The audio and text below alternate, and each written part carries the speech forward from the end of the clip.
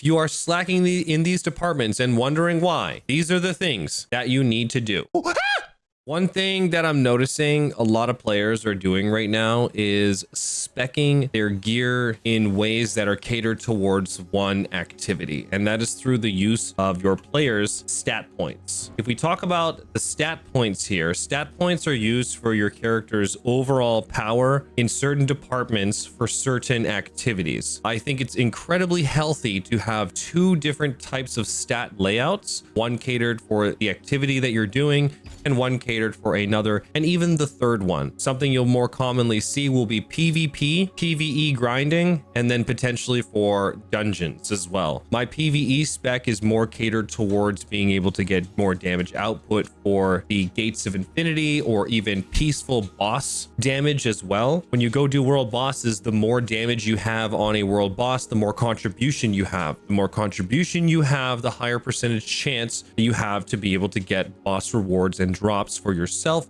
or your guild. Your PvP stat is going to be catered towards the things that you're doing in PvP. Your PvE spec stat is going to be catered towards the things you're doing in PvE. That being said, let's go over my choice of statistics here. So you can reset your stat points at any time that you want, completely free. It costs you absolutely nothing to do that. And a lot of us are following builds and guides. So if you're following those builds and guides, don't worry about it. This video is most likely not for you. But if you're trying to build something for yourself and understanding why, this video may be more catered towards you. If you hover over the specific stat, you will notice that you are given certain bonuses for completing certain brackets. On top of the stat points you can earn in the game, extra stat points are given to you through your gear. You will notice on this Carnix bow I'm using, I get 11 strength additionally added to me. On this helmet here, I also get strength. On this chest piece, I also get strength. On this clasp, I get strength and perception. The ring, I get wisdom, perception. And these are how you're going to get additional bonus stats towards your overall stat tree. The brackets are obtained by hitting a certain number in that stat pool. So for example, you'll notice that baseline, I'm at 42 strength. You'll notice that on the stat window at 40 strength, I get an additional statistic, this one being damage reduction. And this is the same thing for every single stat that you can apply into. So at 70 strength, I get more health, more defense, more range defense on top of every other stat before that.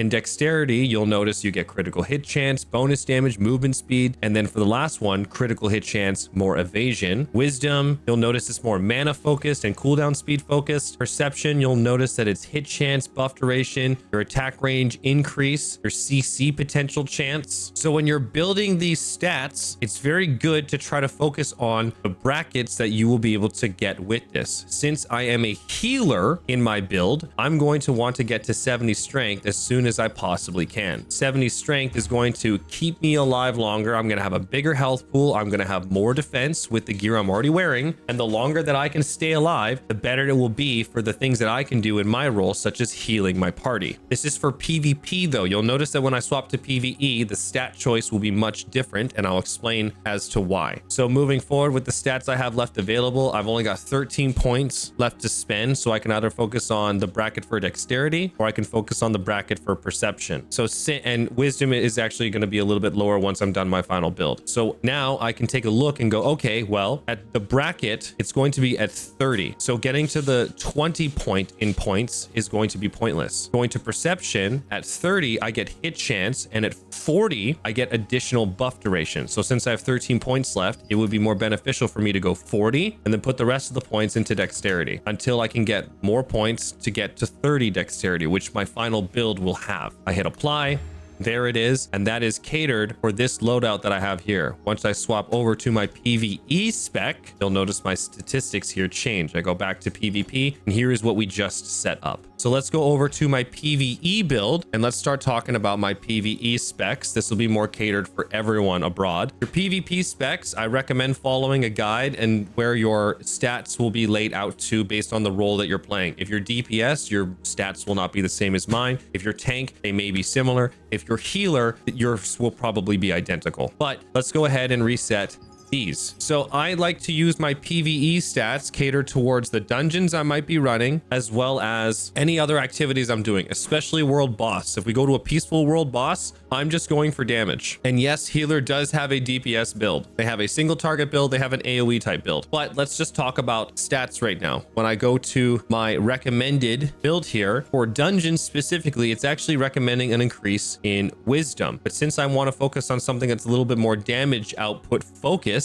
I'm going to focus on those brackets. So we'll go to strength here. You'll notice I get increased heavy attack chance at 50. Maybe I might go for that. Dexterity though, I'll have bonus damage at bracket 40 and critical hit chance at 30. So for damage output that I would want to focus on for the things that I want to do, I'm definitely going to put some points in dexterity, especially for that bonus damage. We look over at perception. I have increased hit chance. I have increased buff duration. I have increased attack range. So now I've got some debatable things that I can swap between two. Wisdom at 30 seems like a good one for increased mana pool, so I can put out more abilities. Debuff duration also sounds like a good one because there are debuffs that I can apply on the things that I'm doing damage to. So let's go ahead and bump that up to 40. Now I've got 12 points left to play with. I can either go with the buff duration here, or I can go with the damage reduction. And since damage reduction isn't really too big of a deal for what I'm doing, I'm going to go with perception here. So I can get the buff duration that I'm giving to myself, have increased debuff duration, have a bigger mana pool, have higher hit chance, have more critical hit chance, have more bonus damage. And then from there, I'm actually going to put these stats into strength. You'll also notice that as you put stats into your pool, you have the stat increase page here that will tell you where these things are going, from increasing your base damage and max damage, from increasing your defense, from increasing different things such as your critical hit chance, different things such as your mana and mana regen, and also your CC chance and things beyond that. So make sure to take a look at your stat pool if you're trying to get down to the nitty gritty.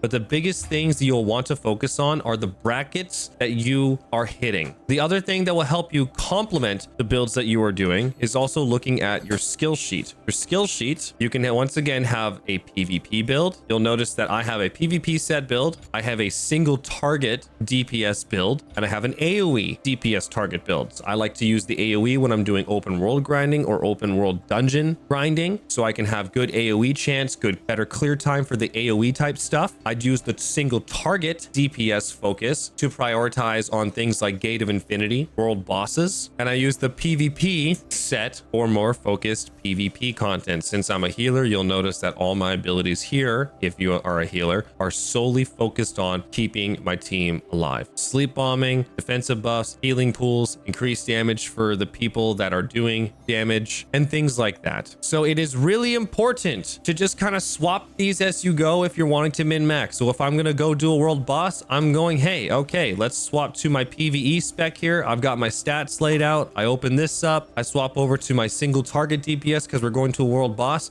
And even going as far as going to the Guardian page and swapping to a DPS Guardian. In PvP, I may use a different Guardian. I usually use this for increased mana potential. I'll use this for increased DPS potential in the things that I'm doing. So the three things that I like to rotate between is my stats, my skills, and my guardians. When you get down to the nitty gritty from there, you can focus on buffs that you may use.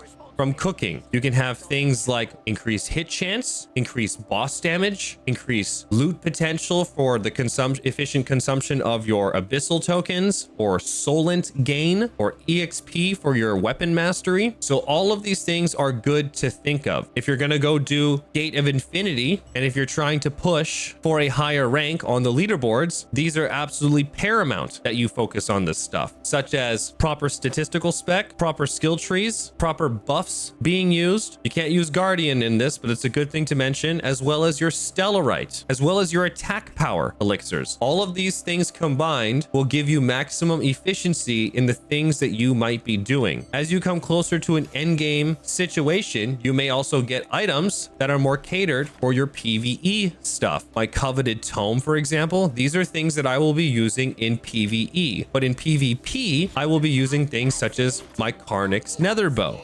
I will be using things such as the excavator wand, which I actually just won in my guild last night as of the making of this video. So as you start working on these sets, you can start working on different gear to help complement those statistics that you are putting into, because PvE focused gear will give you better PvE damage and potential output. PvP focused gear will do the same thing in the department of PvP. So all very important things to be considering if you're doing any world boss content and you're not getting as many world boss drops as you would like to see. Maybe these are some things that you can lean into adjusting to, because having these presets available is crucial if you want to maximize your potential in all of these departments, especially if you are partaking in all of them and dipping your toes in these things. Since I'm damn well near done on my entire best in slot PvP focus gear right now, the only other thing I have to do is work on getting this wand up. The next thing that I will be starting to work towards is PvE gear. I've already got 2 of my weapons done, fully traded out, and then I'll be working on getting more armor and accessories in these slots to help focus more PvE potential output, so I can do better in the Gate of Infinity world bosses and things that I've just mentioned. So it's absolutely crucial, if you are slacking in these departments and wondering why, these are the things that you need to do. Hopefully this was helpful. If you guys have anything else you would like to add on to this topic, please feel free to put it down in the comment section down below. And if you're looking for any more Throne and Liberty content from me,